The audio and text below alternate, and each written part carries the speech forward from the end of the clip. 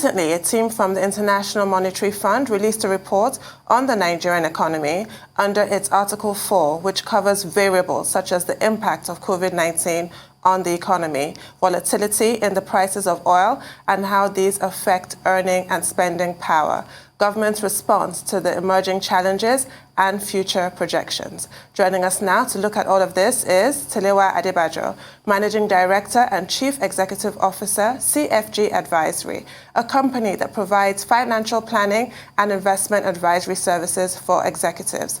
Welcome to the program, sir. Good morning. Thank you very much. Good morning. I read that report and saw the graphs with all the precipitous plummeting in all of those graphs. And I thought about the American journalist Alfred Lewis in 1906, who said there are only 9 meals between mankind and anarchy. How close are we to that precipice? How bad is the situation really? And again, I looked at the graphs and I had to question the optimism of the CBN governor and our Minister of Finance saying that Nigeria will exit the recession in Q1 2021. Do you share that optimism? Well, it's not about sharing the optimism, but more importantly, I think, is looking at what are you doing to ensure that that happens. And I think that for me, that was why I had to take a look at the historical references. I did a 6-year review of the Nigerian economy of the past 6 years, and then I tried to do the projection for the next 2 or 3 years to see what I've been hearing, what I've been saying about when we will exit this recession, and also try to use a lot of other international information to get these projections right. It is very difficult to see how we're going to pull out of this recession in first quarter of 2021, considering the fact that the stimulus that needs to grow the economy is not there. It is also important to see what exactly is the government doing. We used to have a National Economic Recovery Growth Plan before the COVID-19, and as a response to the pandemic, and I think in a preemptive move, the government came up with a National Economic Sustainability Plan, and of course revised the budget to be able to put the economy on a path of growth. The question we have to ask ourselves is that, are these measures working? And what exactly is the stimulus that the central bank providing? What impact is it having on the economy that we can see positive growth in the first quarter of next year? So it's not based on much. That optimism is sort of, yeah, okay, Rufai. I mean, Tundu, I share your fears very strongly. I mean, very grim one there when I saw the stats. And for me, it's indicative. Even recently, there was another report that Ruto shared with us this morning about, capital flows into the country. Out of about 1.5 billion, Lagos had 1.2 billion. Most states of the Federation, some zilch, some almost nothing, some no capital investment. We can't even attract monies from abroad. Recently, for the first time in a long time, the government spending has eclipsed the private sector spending in the economy. So government is spending all the money, but it's far-reaching. We have a very, very small pot to spend from. A less than 26, 27 billion budget every year, USD, I mean. The ARGP you talked about says, we'll grow at 7%, but that is sounding like a miracle now. How do we get ourselves out of this quagmire? And I am one of those that I don't believe, quote me anywhere, that COVID was a black swan event. We had gotten ourselves into this mud before COVID came. COVID just stamped us in the mud even further.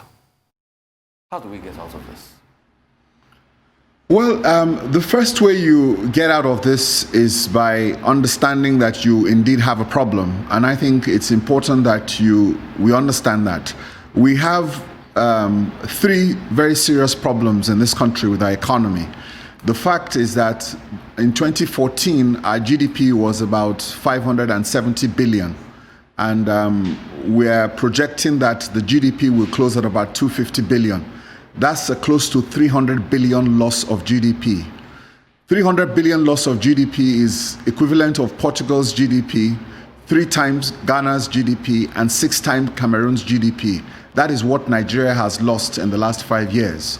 And the fact that our population is growing at 3.5% and we've not been able to achieve more than 2.5% economic growth over the last 5 years has exacerbated the situation.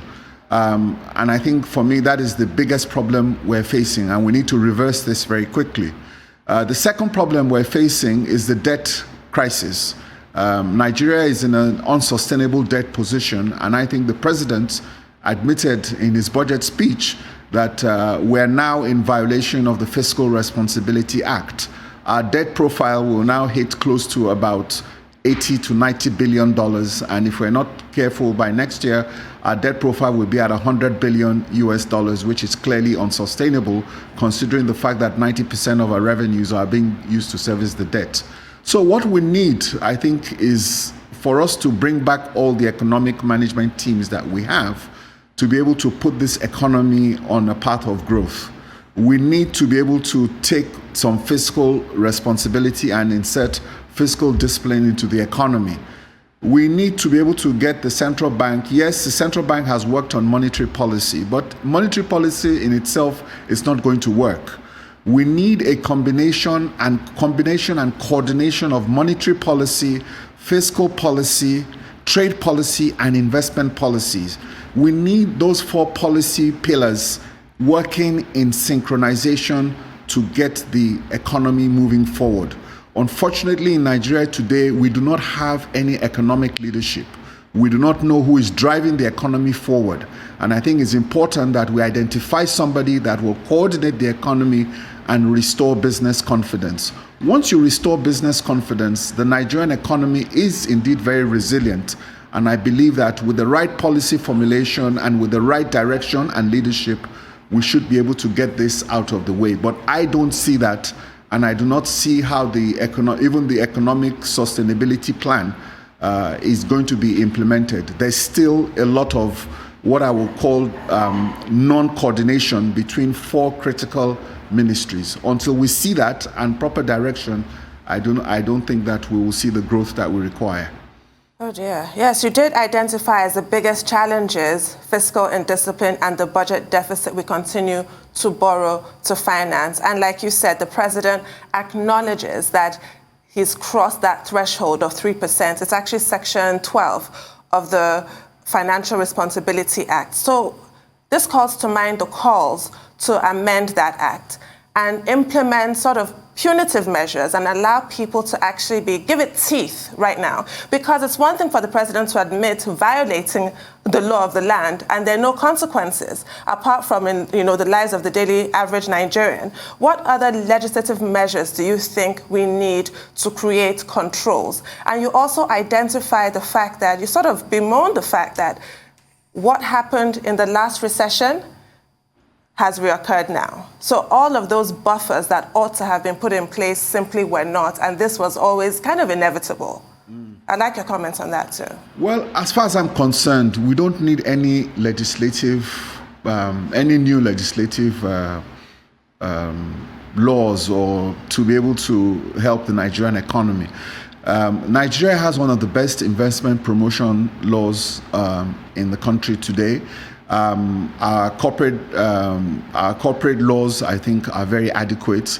Our tax laws, I think, are adequate. So that really, for me, is not the issue. The issue has to do with the fact that, as you know, the last speaker you had said, our population, if we're not careful, is going to become a liability instead of an asset. If you have 50% unemployment and you have 100 million people in poverty, you're going to, especially with the insecurity, you're going to go into social unrest. So for me, the problem really is policy formulation. We need somebody that is going to understand the dynamics of the economy of this country, which is very powerful and resilient, and put it in the right direction. If you don't have the Ministry of Finance, the Ministry of Industry, Trade and Investment, the Central Bank, those 4 organizations really need to come together under the Vice President or the President with clear policy definitions on how to make things work. You talked about the buffers. The buffers don't exist anymore. The excess crude oil account had only $75 million in it. The stabilization fund within the NSIA had maybe $150 million, and $100 million was taken out earlier in the year. In 2009, the excess crude account was under $20 billion US dollars. That was significant, and that was what saw us through this whole problem. And again, like you said, the mistakes of having the buffers in place and not putting that in place is there. So my own issue is not the laws or what happens. My issue has to do with management and who is managing this economy, who is driving it, and who is giving the economy the right direction with the policies to implement to ensure we achieve growth. That, for me, is where I see the failings in the growth of Nigerian economy today. So I want to talk about infrastructure. PwC brought out a report recently, was talking about the viability of debt capital. That's a very contentious issue in this country. It can unlock some, good money for us to be able to put into the economy. But I also want to talk about, the approach to infrastructure development. There's been this talk about, let's put the states in the party, let's make them more viable. Maybe we can rejig the exclusive list and things like that. Give them some concessions. They should be able to generate their own power, for instance. They should be able to, without putting to the national grid just to cater to themselves, they should be able to have their own independent rail line or federal rail line across board and things like that. I mean, what's your thought about that debt capital and, rejigging the institution to be able to say, okay, can the states be very viable to be able to bring in that level of infrastructure development? Because it's a very heavy load for the federal government, and that's why they can hardly go through the over 10 trillion budget they do every year, and they can't do anything as regards infrastructure. Well, it's very simple. I mean, we don't need to talk about this all the time. I think the central bank is now putting together an infrastructure fund of close to about 12 trillion naira, which is a welcome development. But having said that, look, we have an infrastructure regulatory concessioning commission in Nigeria today. Ask yourself, how many infrastructure projects has that agency concessioned since it's been set up? So the low-hanging fruit, the airports and the privatization and the concessioning, it is clear that the federal government can no longer bear the burden. So it's important that critical infrastructure, they should concession that out or privatize some of these infrastructure. As you said, the debt capital and the private sector capital will flow into it. So the government really needs to look at private sector alternative funding into infrastructure. And like I told you, the laws are there. The concessioning laws are in place. In fact, the president can select 4 projects today, take it to the Federal Executive Council, get it approved, and he doesn't need to go to the National Assembly. And those concessionings will go on. That is the power of the presidency, and that is the potency of our laws, existing laws, to get things done. But, there needs to be the political will to get things done. So while the central bank is trying to put together a 12 trillion naira infrastructure fund, it's important that the government should let go of a lot of projects that they cannot fund. And from what I understand, a lot of consultants have done a lot of work, and we have identified close to about 9 trillion naira in bankable concessioning projects that are being held right now by the federal government of Nigeria. It's something that they can let go and open up the economy and free themselves of any fiscal responsibility. So like I said, the laws are there. It's the will to implement that is the challenge now. That's the perennial challenge. We also have to talk about the devaluation of the naira, which you also identified in your report. What needs to be done there? I mean, you've identified it, but again, the lack of will, so I don't even know how to phrase the question because you've actually given us the solution. The single window, market-driven mechanisms. Yeah, it's unfortunate. For me, this is the saddest part of the whole thing, the way we have devalued our economy. And it's so sad because it's a very simple problem. All you need to do is to have a single window, you have a market-driven exchange mechanism, and you'll see that things will begin to happen. Look, this is not news. We've done it before. At a point in time, there was a lot of confidence in the domiciliary accounts in this country. 35% of all deposits were held in foreign currencies in domiciliary accounts in Nigeria at a point in time. But the central bank, through its policies, some people trying to be smart to try to corner 25 billion in remittance from diaspora. That is a significant amount of money. Our reserves are only 35 billion, and you have 25 billion coming in from the diaspora. This is money that can easily be channeled properly to stabilize our foreign exchange. If you give it a single window, a transparent market-driven mechanism, it's not a problem. It's not rocket science. And we also have a futures market. We have the non-deliverable forwards for foreign exchange that will remove any speculation. So if you're looking to deliver foreign exchange in a year's time and you have anxiety, buy a futures contract. You remove speculation from your market, you have a market-driven situation, and you will expand the supply of that market. People will have more confidence in that market, and before you know it, you'll have $35–40 billion coming in from the diaspora that will help stabilize the naira. So you need to move away from a static exchange rate mechanism and free up the naira. It's not rocket science, but why that is not being done, I'm lost for words on that. Well, the CBN is always making this argument that it's so easy to say market forces, but what we so-called call market forces, not my word, the CBN word, is just 5% of the economy. I'm talking about the speculators, those that recently started selling the dollar to the naira over 500 naira, and then after some measures by the CBN, they dialed back a bit. So is there a conflict there? I don't know what your take on this, because that's the argument. The CBN government, it's just 5%, the speculators and things, just 5% of those people. That's not the true value of the currency. No, I don't want to get into the argument of whether it's 5% or not. The essence is the fact that when you have multiple windows, then you create the problem. So some people cannot be collecting money at 360 naira while someone are collecting at 390 or 380. When you have a single rate, all the other markets will align. It's happened before, and it's not rocket science. So let's get into that argument. A market is a market. If you have multiple windows in a market, you cause distortions and you cause speculation in that market. Have a proper market. You have a futures market that will take care of anybody who needs money in the future and remove speculation from that. That is why you have a non-deliverable forward market. So if you operate your markets properly and you eliminate the multiple windows, the naira will find its level and it will be available. So you ended by posing a rhetorical question, and I want to put it to you for you to actually answer it and expand on it.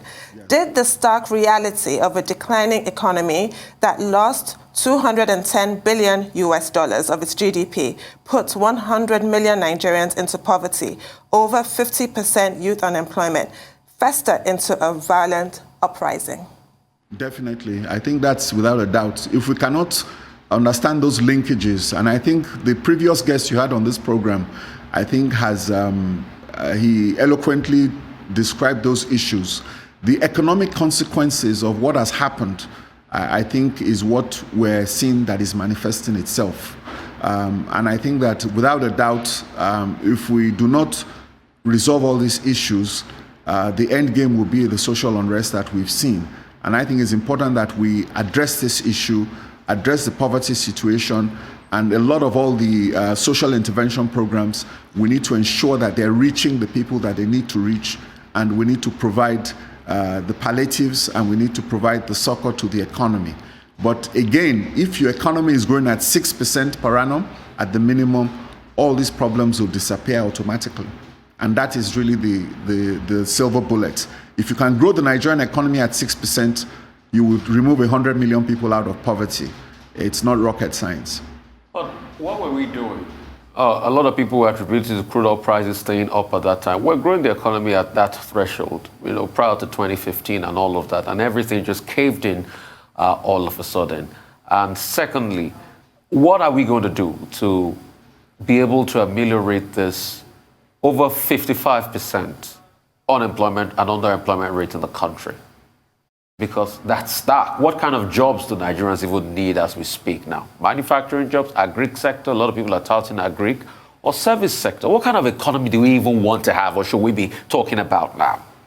Well, you know that 25% of our GDP is agriculture, and you know that services is also a big part of that. ICT has been growing. So there's a lot of silver lining, and in between all these problems, you've seen that the ICT sector is the area that provides the and the fintech areas provides the hope for Nigerian economy. There are a lot of green shoots.